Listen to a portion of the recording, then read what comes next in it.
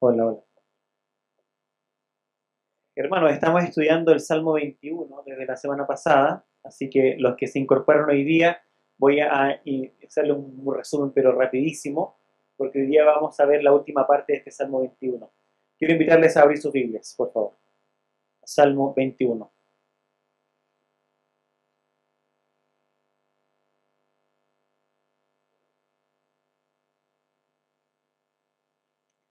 Este Salmo 21 que se escribió en algún tiempo del reinado de David, seguramente en Jerusalén, ¿ya?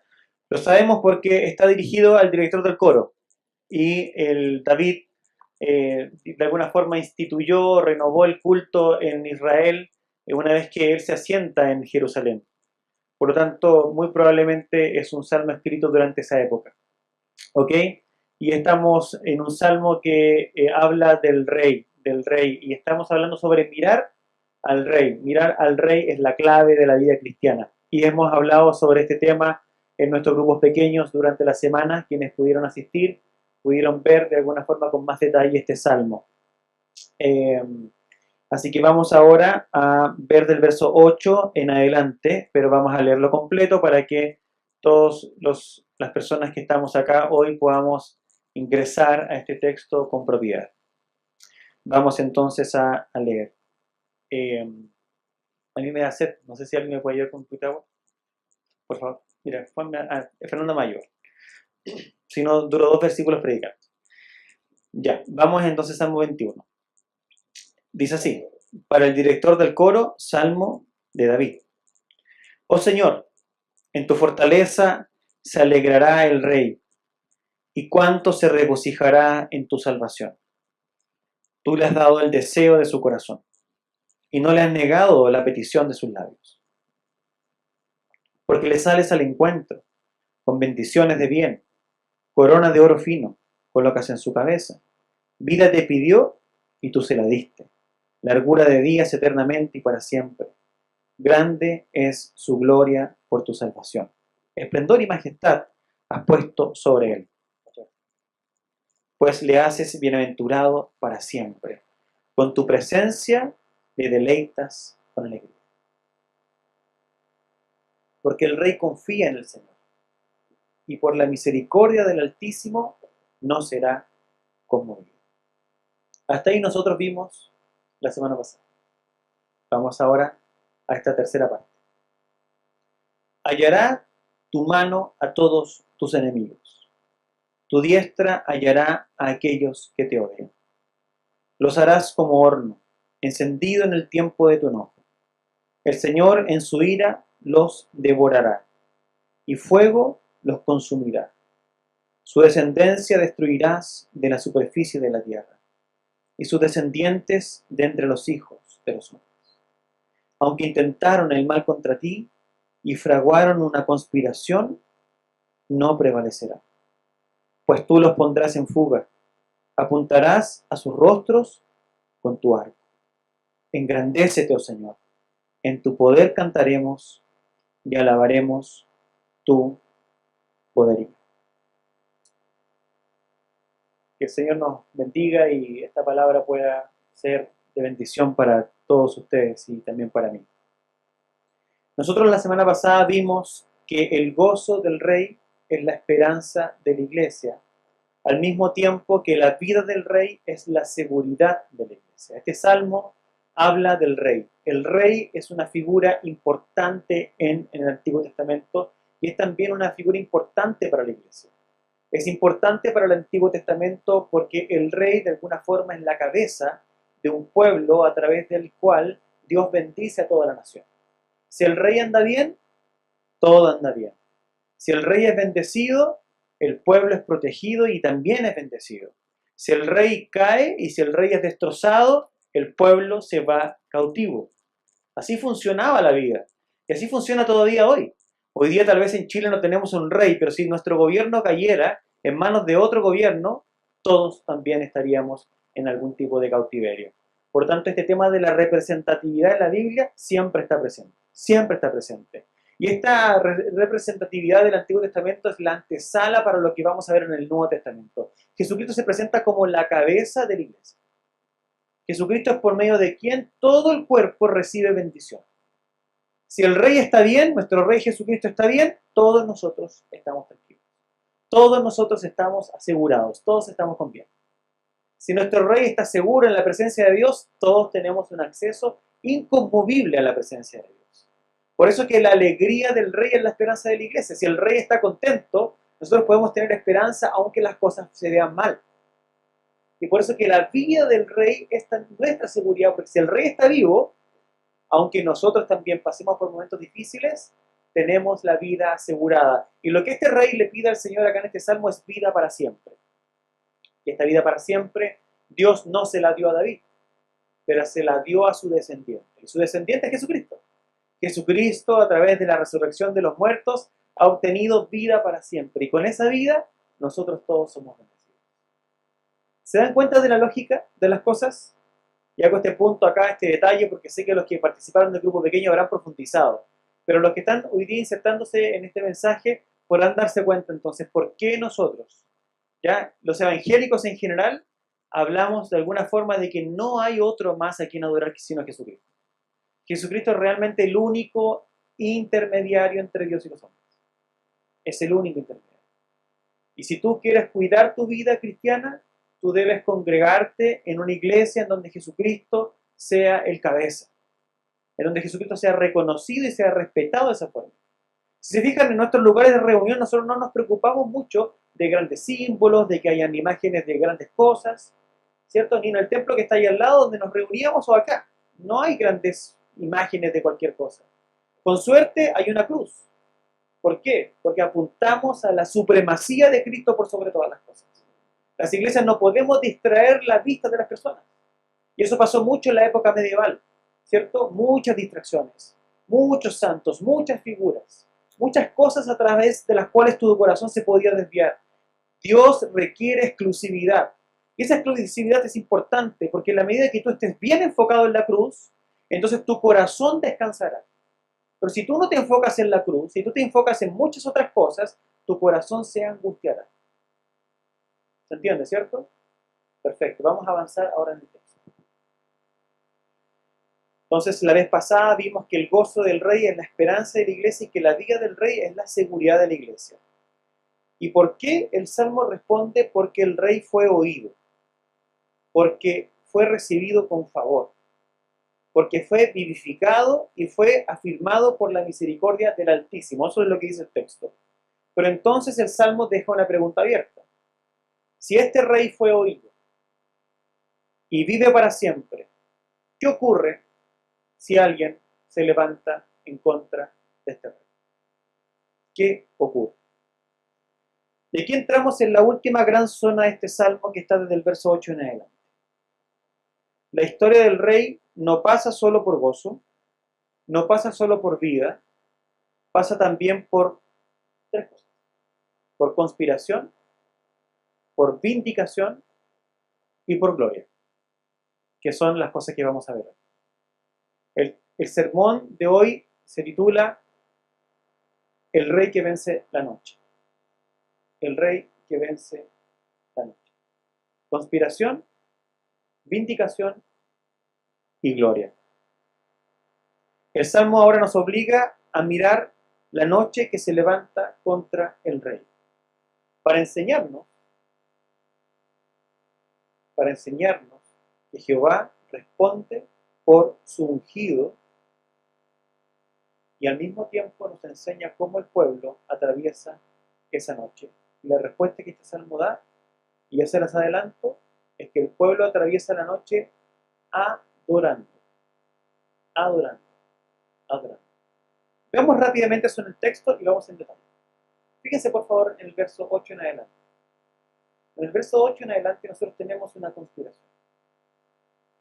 Miren los verbos que están en el texto. Los verbos son los siguientes. Se presentan enemigos, verso 8, enemigos que odian al rey. Tu diestra hallará a aquellos que te odian. Váyanse al verso 11. Aunque intentaron el mal contra ti y fraguaron una conspiración. La conspiración está presente en este salmo. Hasta el verso número 7, las cosas van bien. Hay un rey que pide y Dios le responde. Hay un rey que se goza en la fuerza del Señor. No había nada de malo hasta ahí, digamos, hasta donde habíamos avanzado. Pero ahora fíjense el escenario cómo empieza a cambiar. Miren las circunstancias que empiezan a aparecer. Los enemigos empiezan a levantarse. Hay odio en contra del rey. ¿Qué más nos muestra el Salmo? Ya vamos a profundizar. Pero ¿qué más nos muestra el Salmo? Nos muestra que hay una vindicación. Porque al mismo tiempo que hay una conspiración, la mano del Señor se levanta a favor del rey. Y la mano del Señor aplasta a todos los adversarios. ¿Y cómo termina el texto? Eso ustedes lo pueden ver a propósito, versos 9, 10, 12, está aquí todo el tiempo lo que el Señor hace. También vamos a entrar en esos versículos. Pero quiero que tengan la visión general para que después cuando entremos ya sepan dónde estamos, ¿vale? Porque si parto muy detalladamente, después se me pierden de dónde estamos yendo. ¿Ok? Entonces ahí estamos. Segundo y tercero, fíjense cómo el texto termina. El último versículo, verso 12, dice, engrandécete, oh Señor, en tu poder, ¿cierto? Un pedido del pueblo. Cantaremos y alabaremos tu poder. Entonces lo que quiero que vean y que no perdamos la visión de esto, es que hay momentos oscuros en la vida del pueblo de Dios. El Señor da una promesa de vindicación, pero mientras tanto eso ocurre, ¿qué debe hacer el pueblo? Cantar. ¿Lo ven? ¿Qué hace? Todavía no entendemos las partes del texto, pero quiero que vean el flujo dramático y el desemboque del flujo dramático. El pueblo debe cantar. El pueblo cuando canta alimenta el corazón. El pueblo cuando canta alinea sus afectos. Porque cuando las cosas van mal, vamos a ver, cuando las cosas van mal, se pierde rápidamente la perspectiva. Cuando las cosas van mal, rápidamente el corazón titubea.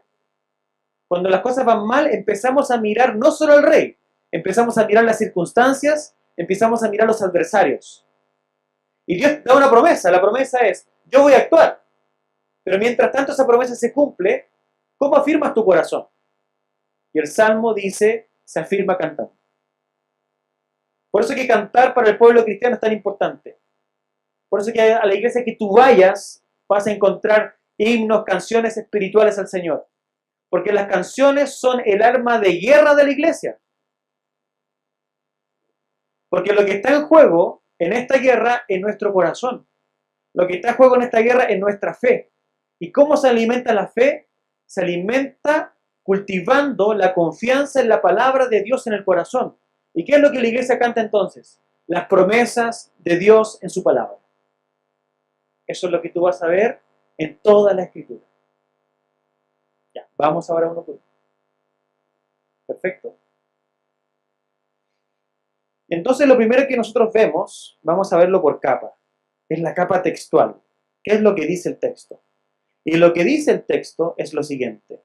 Dice el verso 8, tu mano alcanzará a todos tus enemigos, ¿cierto? O hallará tu mano a todos tus enemigos. Tu diestra alcanzará o hallará a los que te aborrecen porque intentaron el mal contra ti. Y después al final dice, fraguaron una conspiración, pero no prevalecerán. Y lo primero que el texto nos muestra entonces es que aquí no estamos frente a una oposición ligera. No es un simple desacuerdo con el rey. No es pensar distinto del rey. Aquí lo que hay en este texto y lo que se nos está mostrando con nombre y apellido es que hay enemigos. Hay personas que realmente aborrecen. Hay un mal intencional. Hay personas conspirando, hay personas tramando, hay personas pensando, lucubrando cómo hacer que este reino caiga, cómo hacer que este pueblo fracase, cómo hacerle la vida difícil a este rey. Es importante, a veces nosotros tenemos una visión muy idílica de la vida. Pensamos que la gente es buena, pensamos que el hombre es bueno, que las mujeres son buenas, que todos los seres humanos están llenos de amor en su corazón. Y lo que la Biblia nos está mostrando acá es que la realidad no es esa. Es que en nuestro corazón hay tinieblas. Y que si esas tinieblas no se frenan con una luz poderosa, esas tinieblas crecen y se escalan hasta llegar al punto en atacar a este rey. en hacer que su vida caiga y que su majestad sea manchada. Esa es la intención real de los corazones de los seres humanos. Entonces, la primera conclusión del texto es esta. El conflicto acá no es una abstracción. Acá realmente hay una conspiración ante el rey. Ahora, el pasaje también levanta una pregunta. Fíjense ustedes qué interesante, si ustedes prestan atención al texto. ¿Quién actúa en esta sección? ¿Actúa el rey o actúa Jehová? Lo que es traducido en esta versión como el Señor. Pero se ocupa la palabra Jehová. Jehová es la palabra que se ocupa en el Antiguo Testamento para referirse a Dios en relación a su pacto. A su pacto con su rey, a su pacto con su pueblo. Por lo tanto, el nombre que se usa para Dios acá es importante. Jehová está actuando en relación a lo que él mismo prometió de sí mismo. En cómo él actuaría con su pueblo. Incluso muchos profetas van a orar a Dios cuando el pueblo está mal y van a decir, Señor, por amor a ti mismo y a tu pacto, por favor bendícenos. Esto es muy importante para nosotros. ¿Por qué? Porque el Señor en última instancia no persevera en nuestra vida porque nosotros seamos fieles. El Señor no persevera en nuestra vida porque nosotros seamos de lujo, porque nosotros vistamos bien, porque nosotros seamos grandes personas. Dios persevera en su relación con nosotros porque Él se hizo una promesa a sí mismo. Y esa promesa a sí mismo no puede caer. Por eso que entonces también dentro de las iglesias evangélicas nosotros vamos a decir, bueno, en una porción de ellas, hay que ser honestos, ¿ok? Ya, pero vamos a decir lo siguiente, que la salvación es imposible que se pierda. ¿Por qué? Porque la salvación nunca dependió ni dependerá de nosotros. La salvación es una promesa que Dios se hizo a sí mismo. Y cuando Dios nos promete la salvación es una garantía para nosotros. Ya ustedes van a empezar entonces a ver por qué somos capaces de atravesar la noche. Porque pesan sobre nosotros promesas a nuestro favor y nosotros no somos capaces de conseguir por nuestros méritos. ¿Y eso redunda en qué? En alegría y en canciones a nuestro Dios. Pero bueno, ¿quién actúa en esta sección? El rey es Jehová. Y aquí conviene seguir el flujo del Salmo porque quiero que se den cuenta de lo siguiente. Si ahora pudiera, haría grupos pequeños para que ustedes discutieran esto. ¿Ah? Y las preguntas serían las siguientes. Del verso 8 en adelante, ¿quién es quien está encontrando a los enemigos y los está destrozando? Pregunta para el grupo pequeño. ¿Quién está alcanzando a los enemigos en este salmo y los está destrozando? Alternativa A, el rey. Alternativa B, Jehová. Ya, levanten la mano, a ver. ¿Quiénes creen que es el rey quien te está encontrando a los enemigos? Levanten la mano. Ya, mójense. Vamos. ¿Quiénes dicen que es el rey? No acepto votos nulos, ni blancos. ¿Ok?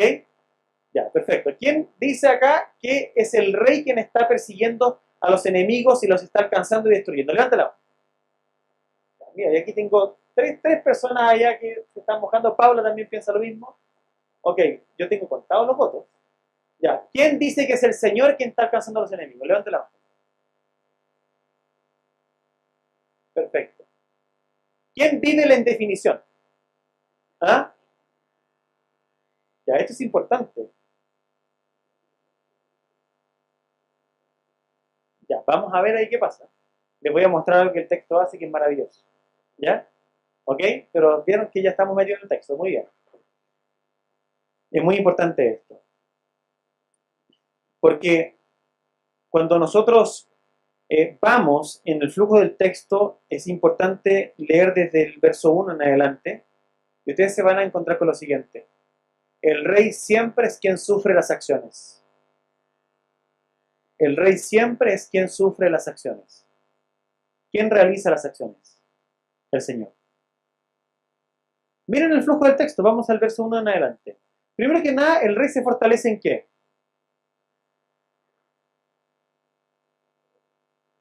Oh Señor, en tu fortaleza se alegra el rey.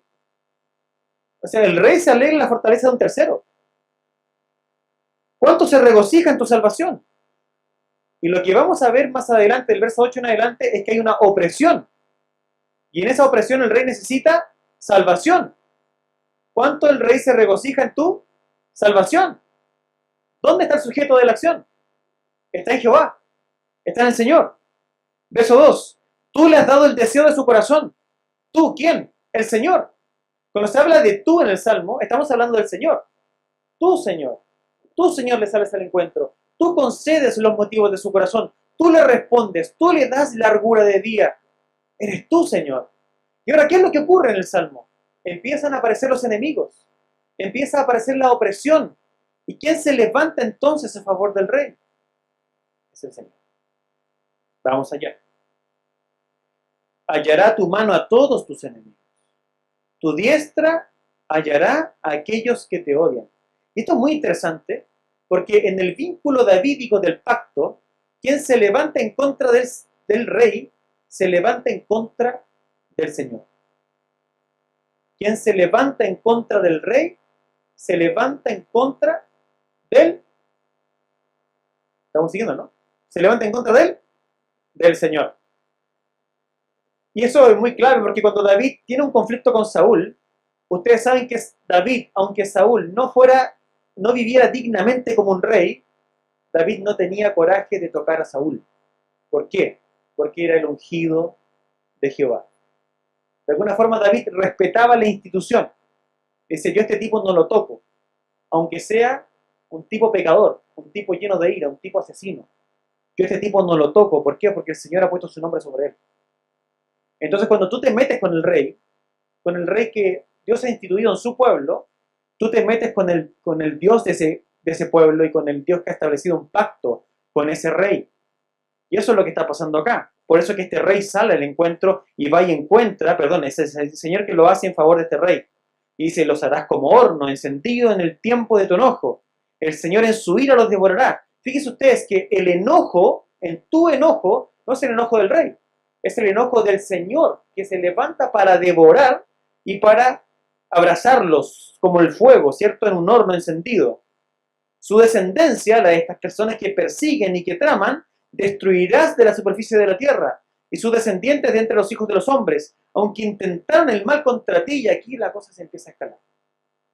Pero vamos por partes. Entonces, el rey es el centro representativo del Salmo, pero Jehová es el actor dominante del Salmo. El rey es por quien fluye la acción, pero Jehová es el actor dominante. Por eso termina el Salmo, engrandécete, oh Señor. Es decir, el desenlace no es solo derrota de enemigos, sino la gloria dada a Jehová y este canto del pueblo. El pasaje describe una conspiración real en contra del rey, pero muestra que Jehová sigue siendo el actor dominante y que el desenlace desemboca en la gloria de Dios y en el canto del pueblo. Y ahora es muy interesante porque cuando tú vas a la vida de David, tú te das cuenta de que él efectivamente conoció lo que es la conspiración o lo que fue la conspiración. No sé si ustedes conocen la vida de David en detalle, pero hay dos episodios que quiero llamar la atención rápidamente. Uno de esos episodios es lo que pasó con la gente que vivía en Sif, en el desierto de Sif. ¿Quién se recuerda esa historia? Es que ustedes se lean mucho la Biblia. ¿Ah? Si a la visita les digo que vengan para acá porque van a aprender mucho de la Biblia. ¿Ah? ¿Ah? Se olvidaron de la gente del desierto de Sif. Hubo un tiempo en donde Saúl estaba, digamos, persiguiendo a David fuertemente. Recuerden que Saúl quería su vida, quería tomar su vida. Y entonces David está huyendo, ¿cierto?, de Saúl y se esconde, huye al desierto y se esconde, ya voy a hacer muy resumida la historia, se esconde en el desierto de Sif y los sifeos, ¿ok? Sabiendo que David estaba escondido y Saúl lo andaba buscando, los sifeos se acercan al rey Saúl para contarle dónde está David para que él lo pueda tomar preso, ¿ok? David contaba con aliados, pero también contaba con enemigos. Y estos enemigos no les agradaba a David. Ellos querían asociarse con Saúl, era la persona que estaba en el poder. Y entonces los sifeos van y traman esto para que David pueda ser alcanzado. Entonces David desde niño, desde muy joven, sabía lo que era una conspiración en su contra. Pero eso no se queda allí, los tiempos pasan, ¿ok? David hizo cosas positivas, hizo cosas negativas. Los años pasan, él se corona como rey en Hebrón, luego en Jerusalén. Los años siguen pasando, él peca contra el Señor, adultera con Betsabé y mata a su esposo. Y entonces empieza un complot dentro de su propia casa y también dentro de su propio reino con sus consejeros. Y había un consejero que se llamaba Ahitofel. ¿Se acuerdan de Ahitofel? ¿Sí? ¿Ahí sí o no? Ya, ese está más conocido, perfecto. Sí, que estaba muy, parecía como desengrasante. Ya, no, el Ahitofel ahora. Ahitofel era el consejero del rey, ¿ok? Y era como su mano derecha. Ahitofel realmente tenía una palabra para David de consejo que David lo estimaba como si viniera del propio Dios. Era una persona muy cercana. No sé si ustedes han sido traicionados por gente cercana. Ya no creo que levanten la mano, ¿ok? ¿Ya? Pero es una persona muy cercana a David. Y entonces Absalón está tramando quitarle el reino a David y él se quiere proclamar rey en Hebrón. ¿Se acuerdan de esa parte, cierto? Perfecto. Y cuando intenta hacer toda esa conspiración, ¿quién lo ayuda? Ahitofel. Y Ahitofel conspira contra el rey. Y esa conspiración termina con David en el desierto huyendo. Bueno, spoiler, Ahitofel se mata después. ¿Ok? Se mata por la situación que él genera. La mano del Señor pesa sobre su vida. ¿Vale? Pero David termina en el desierto. Lo que quiero decir es lo siguiente. David sabe lo que está escribiendo. David entiende lo que es el rey con enemigos que son reales. No son enemigos hipotéticos.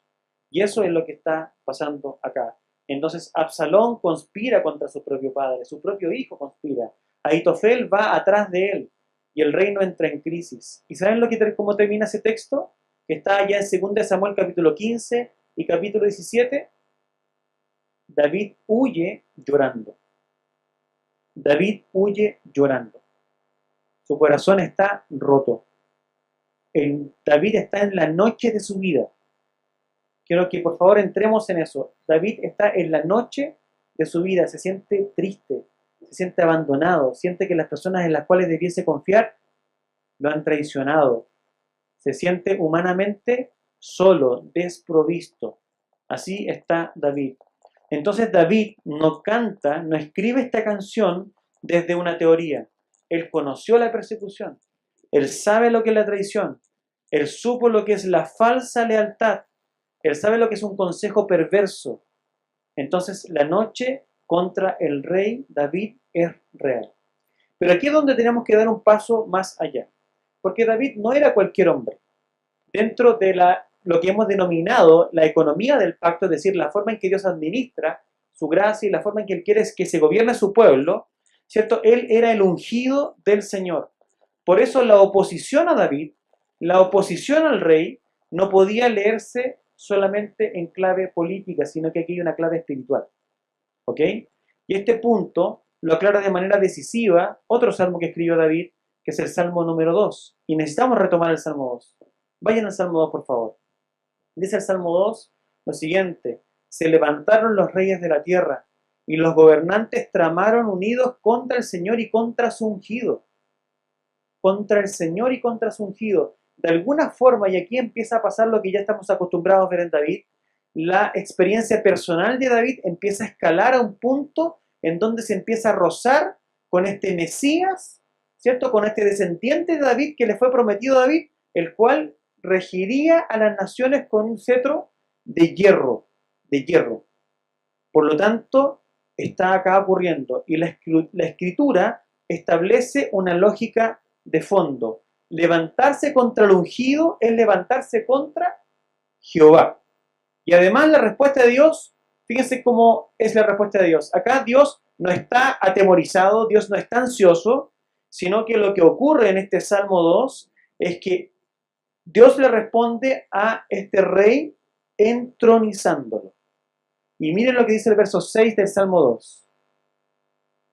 El verso 6 dice: pero yo mismo he consagrado a mi rey sobre Sión, mi santo monte. Cuando alguien se levanta en contra del rey, ¿cuál es la respuesta del Señor?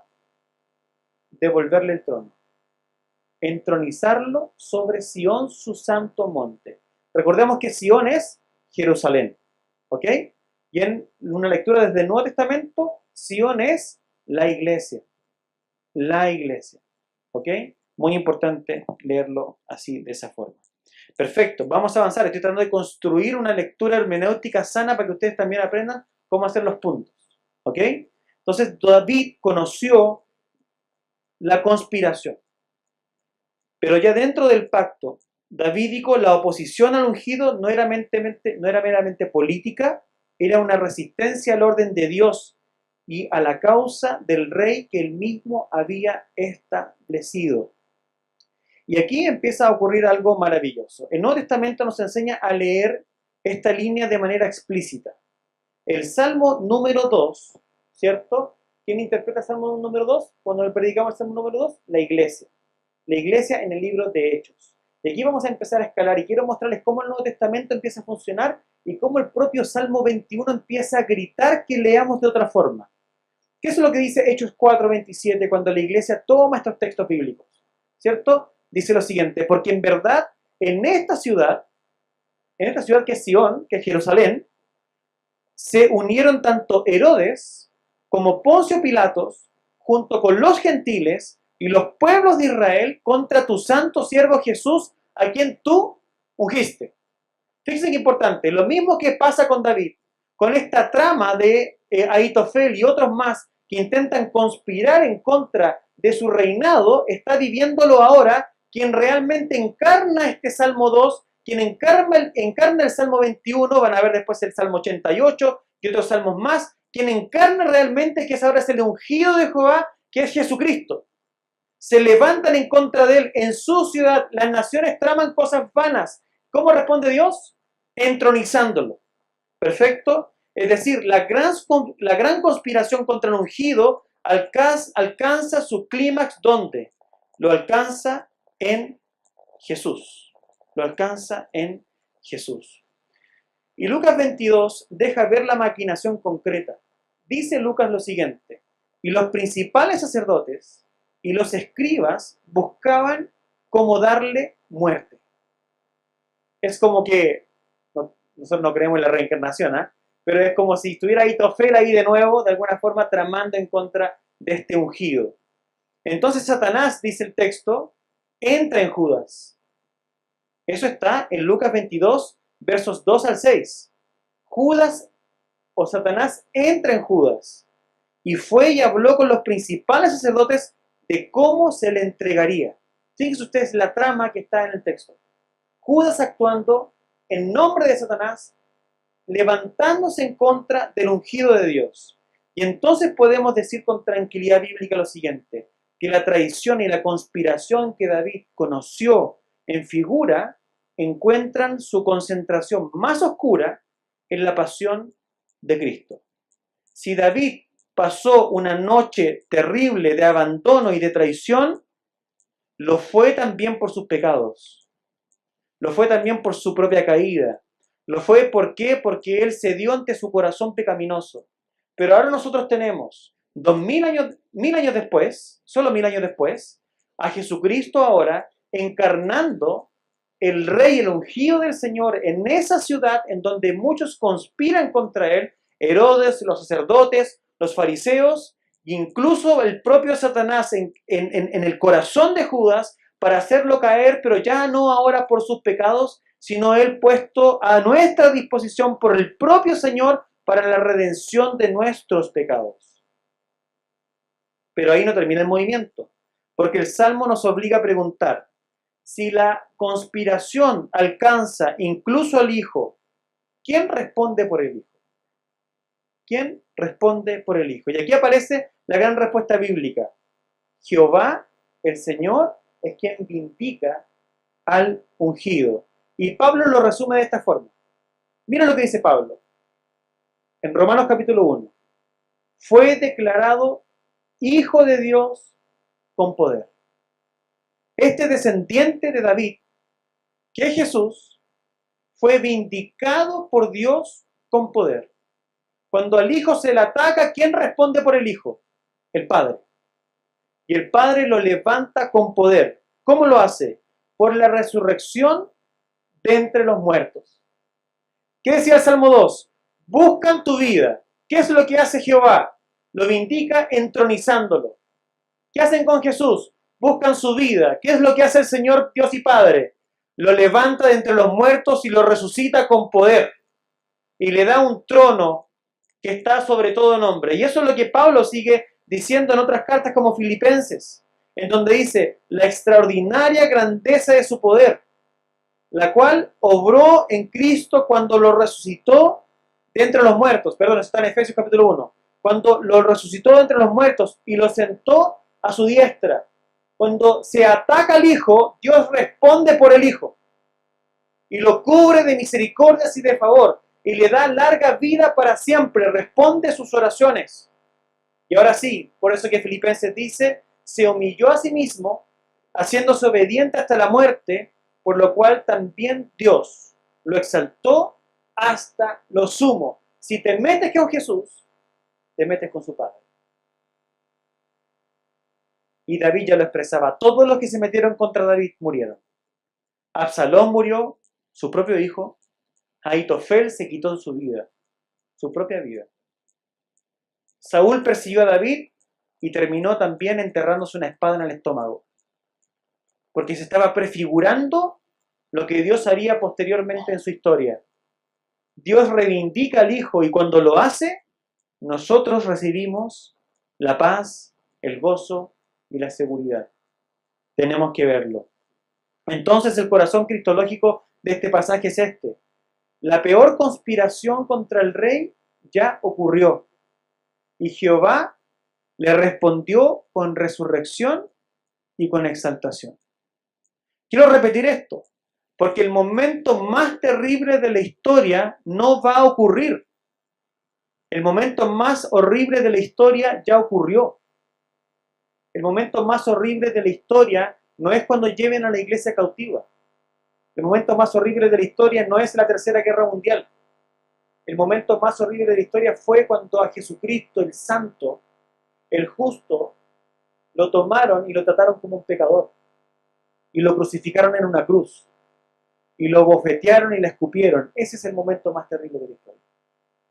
Y en ese momento más terrible de la historia, Dios respondió con vindicación, con resurrección y con poder. Si eso ocurrió en favor del Hijo, que es nuestro Rey, nosotros somos un pueblo victorioso. Tú eres una iglesia victoriosa. Tú eres una persona que tiene un futuro espléndido por delante. Y no espléndido porque vas a tener mucho dinero. No es espléndido porque ningún mal te alcanzará en esta tierra. Porque incluso contra David confabularon, con razón, incluso contra el Hijo de Dios que no tenía pecado. Nuestra victoria, ¿dónde está? En que si Jesucristo resucitó entre los muertos, su iglesia también. Porque Él es primogénito entre los que duermen. Y nosotros tenemos la garantía de la resurrección en nuestro favor. ¿Qué tiene que ver eso con un éxito presente? En que tú hoy día tienes a tu disposición vivir sin temor. Quiero que lo comprendas. Tú tienes a tu disposición vivir sin temor. Porque lo que atemoriza el corazón del hombre es la muerte. Y la muerte ya no es una amenaza para los hijos de Dios. Porque en nosotros ha depositado la vida. La vida. Ya, quiero entrar en un punto acá. Vamos a escalar desde el Salmo 21 al profeta Zacarías. Y vamos a volver a Lucas 22. Porque quiero que vean esto. Vamos al Salmo 21. Las personas del Salmo se empiezan a fundir. Y aquí está lo maravilloso. Es por eso que incluso los judíos entendían que este Salmo hablaba del Cristo. No creyendo en Jesús, por supuesto. Pero los judíos entendían, a través de todos sus dogmas y de sus libros de fe, aparte de la Torá, ellos entendían en el Tanaj, por ejemplo, ¿cierto? Se me olvidaron los otros dos, ya ahora en este momento. Pero ellos entendían, y los rabinos entendían que aquí se hablaba del Cristo. Miren qué interesante. Dice lo siguiente, que verso 11, aunque intentaron el mal contra ti, ¿contra quién? Ya no sabemos de quién está hablando, fíjense ustedes. ¿Está hablando del rey o está hablando del Señor? Fíjense cómo se funden las personas del Salmo. Las personas me refiero a los pronombres, ¿cierto? Se alterna entre la segunda persona singular y la tercera persona singular todo el tiempo. Tú, ti, él. Normalmente ese es el movimiento del Salmo. Entonces fíjense, por favor, entendamos el ritmo. Miren, su descendencia destruirás de la superficie de la tierra. ¿Quién le está diciendo? Está hablando el narrador. ¿A quién? Al Señor, que Él destruirá la descendencia de las personas que están en su contra. perfecto, y sus descendientes de entre los hijos de los hombres. Aunque intentaron el mal contra ti y fraguaron una conspiración, no prevalecerán, pues tú los pondrás en fuga. A ver, ¿cómo es la cosa? ¿No se estaban levantando en contra del rey? No sé si me están siguiendo. ¿Sí? El Salmo está hablando todo el tiempo de que el rey está siendo hostigado y perseguido, ¿cierto? Y el Señor se levanta en favor de ¿quién? Del rey. Pero fíjense lo que estamos haciendo aquí ahora. El propio rey perseguido es el Señor. Claro, una lectura simple y primera es la siguiente. Claro, cuando yo toco al rey, yo toco al Señor. Tocar al rey es tocar al Señor. Por lo tanto, aquí hay una simbiosis, por decirlo así. Hay una unión. ¿Por qué? Porque el Dios se identifica con el rey. Pero hay una segunda lectura posible. Y es que este rey es divino. ¿Lo ven? Este rey es divino. Porque este rey es el Señor. Y cuando se levantan en contra de él se siente profundamente identificado porque este rey comparte la naturaleza divina. ¿Estaremos exagerando? Vamos a Zacarías.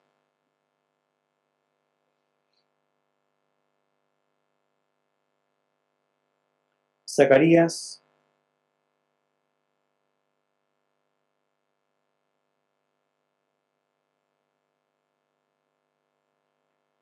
Vamos a Zacarías 12, ¿vale? Voy a terminar en el 13.1 para devolver el punto de que nosotros tenemos vida como iglesia. Pero para construir hasta allá, vamos de abajo. Dice en Zacarías capítulo 11, está empezando a armar Zacarías una profecía acá. Y dice Zacarías 11, verso 12, y le dije, si les parece bien, denme mi paga, y si no, déjenla. Y pesaron contra mi salario 30 monedas de plata. ¿Dónde leyeron esa parte de la Biblia ustedes en otra parte? ¿A qué les suena esto a ustedes? A Judas. Pero aquí estamos leyendo a quién? A Zacarías. Mínimo 450 años antes de Cristo. Mínimo 450 años antes de Cristo. Y lo que está diciendo es, déjenla, y pesaron como mi salario 30 monedas de plata. Vamos al capítulo 12. Aquí habría que leer verso por verso ya, pero no nos da tiempo. 12:10. Y derramaré sobre la casa de David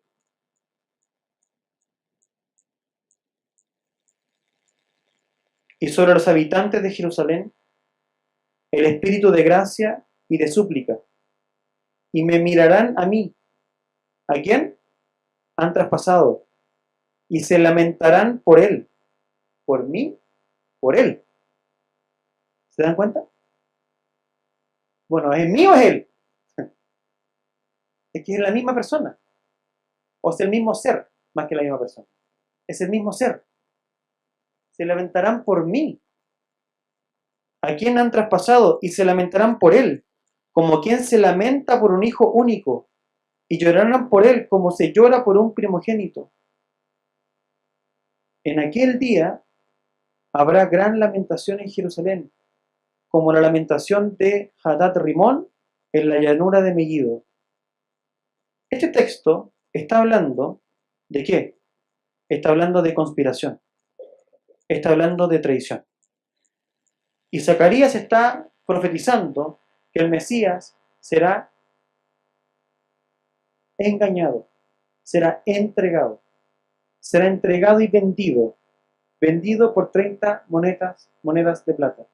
Y cuando este Mesías es entregado, Dios es entregado juntamente con él. Zacarías también ve lo mismo que David vio, que este rey y este ungido están profunda y ontológicamente unidos.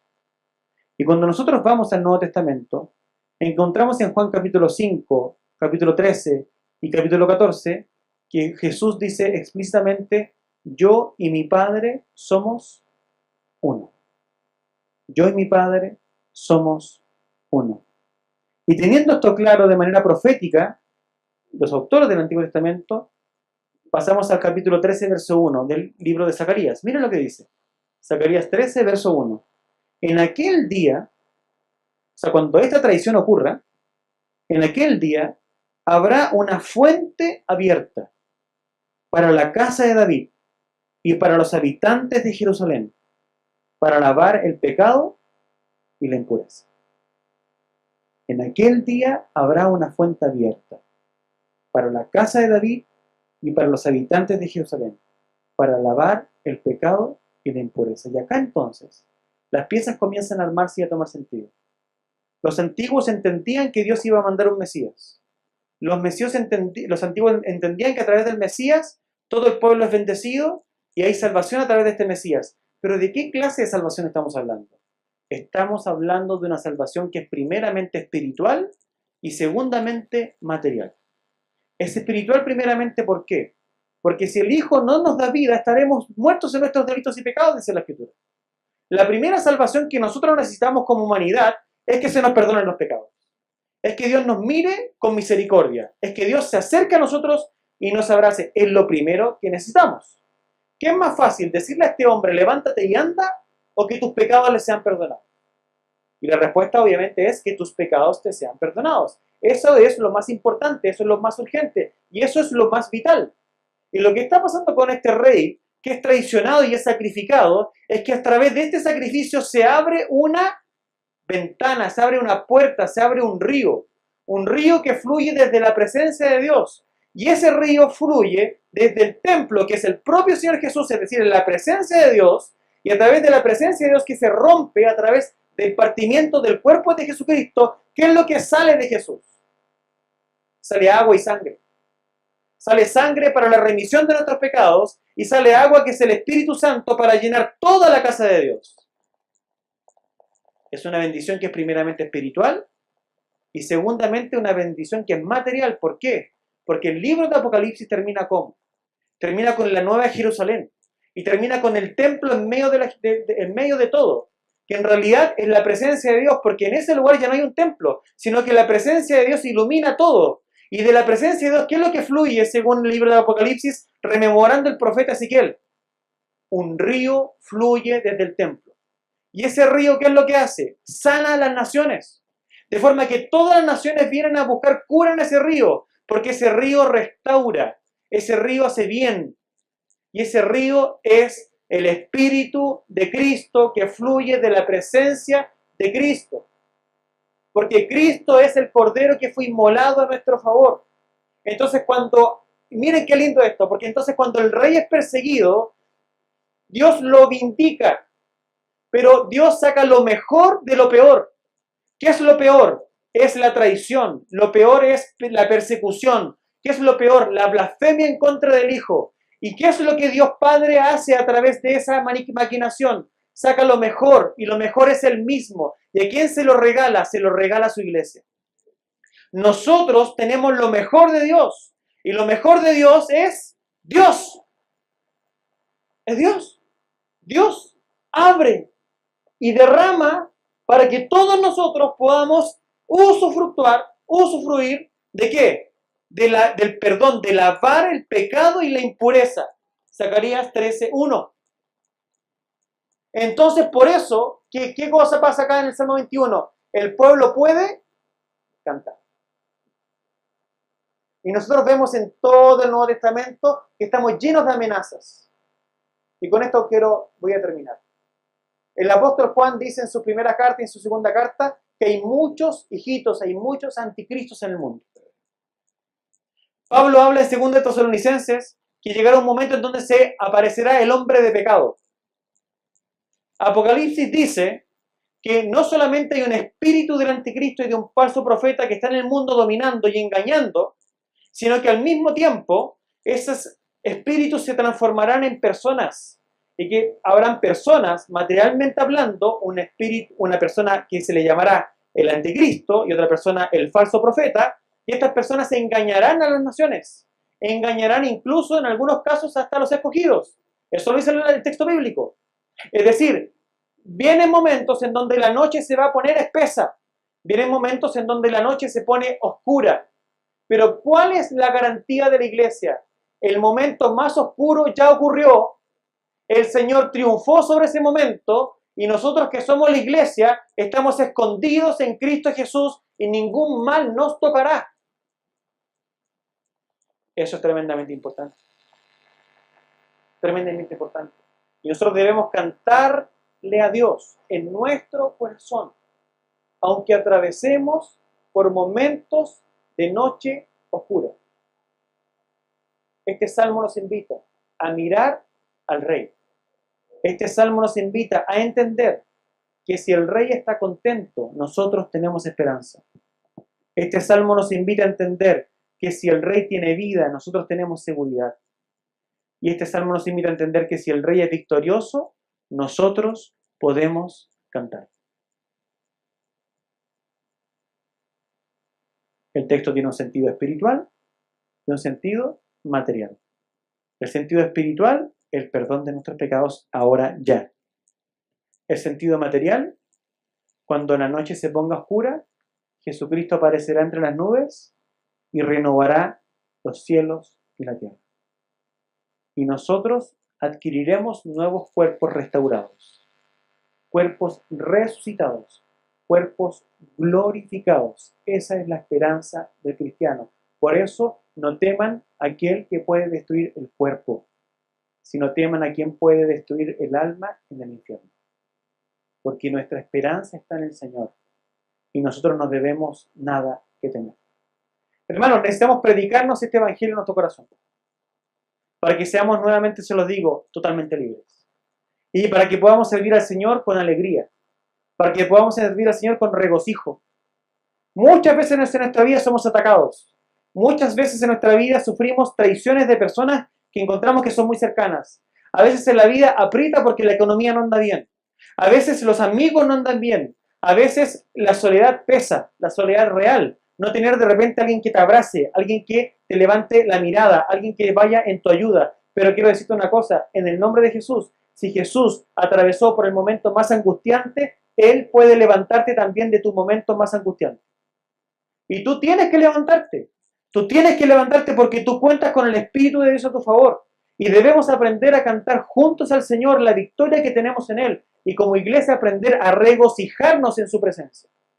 Esto es clave. Nosotros como iglesia local necesitamos aprender eso. Nosotros como iglesia local se nos hace simple estudiar la palabra, abrirla y escucharla. Pero tenemos que aprender que necesitamos aprender a estar en la presencia de Dios. Con canciones y con oraciones delante de nuestro Rey, celebrando lo que ya tenemos por la fe en Cristo Jesús a nuestro favor. Y eso, para los que son más antiguos, no es pentecostalismo. Así que no le tengan miedo. Eso es cristianismo. Esto es Biblia. Es la receta de la Biblia a nuestro favor. La receta de la Biblia a nuestro favor es que canta en tiempos de angustia.